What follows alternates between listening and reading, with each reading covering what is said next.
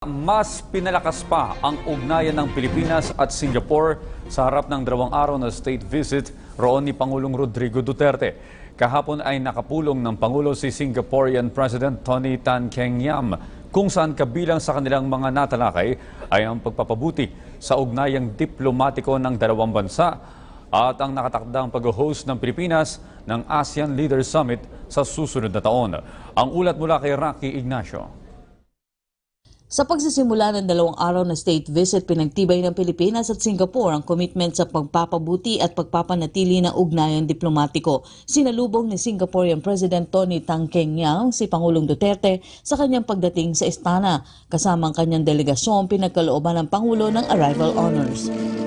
Pagkatapos ang pulong kay President Tan, sinundan ito ng bilateral meeting kay Prime Minister Lee Hsien-loong. Dito nagkasundo ang dalawang leader sa pagtiyak ng pagpapanatili ng regional peace and development, kasama na dito ang tulungang kontra terorismo at ilegal na droga, pati na ang mahigpit na pagbabantay sa mga teritoryo laban sa transnational crimes. Ayon kay Foreign Affairs Secretary Perfecto Yasay, maganda ang pag-uusap ng dalawang leader kung saan itunuring na panibagong yugto ito sa pagpapabuti pa ng relasyon ng Pilipinas at Singapore.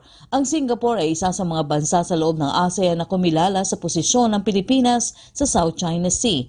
Nagpulong rin ang dalawang leader sa harap ng pag-host ng Pilipinas ng 2017 ASEAN Leaders Summit.